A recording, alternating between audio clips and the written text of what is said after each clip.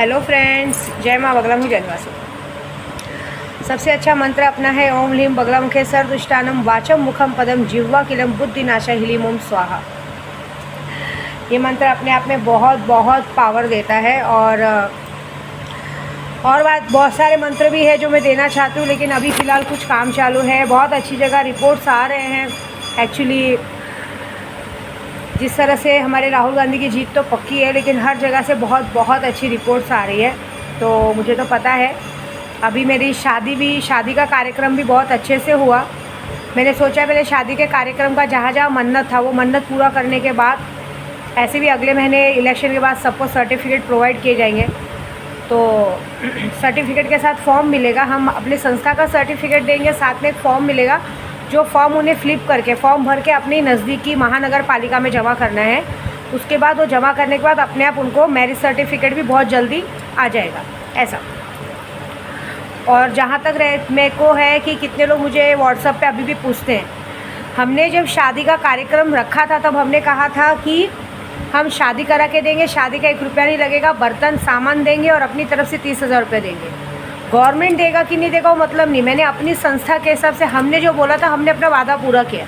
जितने जोड़े थे सबके पास उनका चेक पास हो गया, तो उनको और क्यों उम्मीद रखनी नहीं चाहिए। और एक जनों ने तो सिर्फ पैसों के लिए वो सब किया था, तो कोई नहीं, उनकी भी बैंड बजने वाली, क्योंकि सर्टिफिकेट जो जाएगा संस्था का, वो सर्टिफिकेट अटैच करके एक फॉर्म जाएगा उनके पास। वो फॉर्म उन्हें मैरिज रजिस्टर ऑफिस में भरना पड़ेगा, तब जाके उन्हें सर्टिफिकेट मिलेगा। लेकिन 1-2 जनों को मेरी इच्छा नहीं है सर्टिफिकेट देने की, क्योंकि उन लोगों ने पैसों के लिए तो शादी की कि उनके घर वालों ने भी कुछ नाटक किया है, तो उनके साथ तो जो होगा जो देखा जाएगा। दूसरी बात, हम अपना पूजा पाठ करते हैं, सब करते हैं। अब मैं सैलानी दरबार में भी बहुत सारा काम करती हूँ, तो कुछ लोगों के नज़र में मेरे शोएब भाईजान भी आने लगे।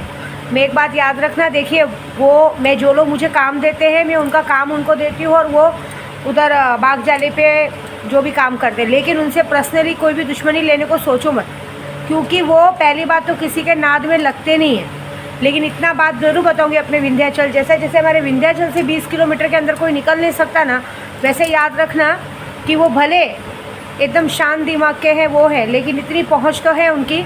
मैंने शादी भी इसलिए उन्हीं के भरोसे वहाँ रखी थी, क्योंकि मुझे पता था कि उस घेरे के अंदर आने वाला अपनी मर्ज़ी से तो आएगा, जाना उनकी मर्ज़ी से होता है। तो ऐसी बात है।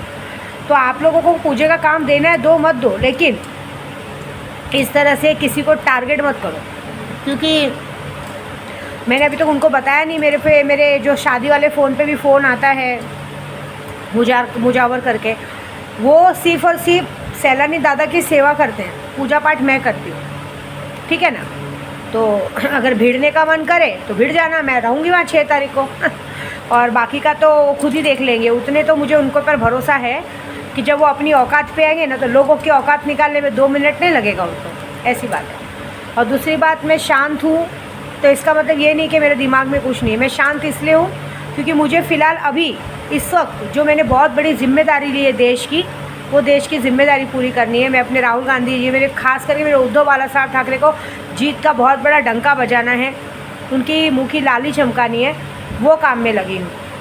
बाकी का सब बाद में देखेंगे। बाकी सब काम तो मैंने मेरे ग्रुप में स्नेहा हाजिदा कर ही रही हैं। टेंशन क्यों ले रहे हैं? 6 तारीख तो आने दो। 6 तारीख को अमावस्या को सबको बराबर पता चलेगा कि जिसने जो गलती की थी उसको क्या सज़ा मिली। बोल के क्या करेंगे? सही बात है ना, ऐसी बात है। अब कुछ लोग दिमाग में लगे हैं तो बताना तो पड़ेगा कि हम कौन हैं क्या है।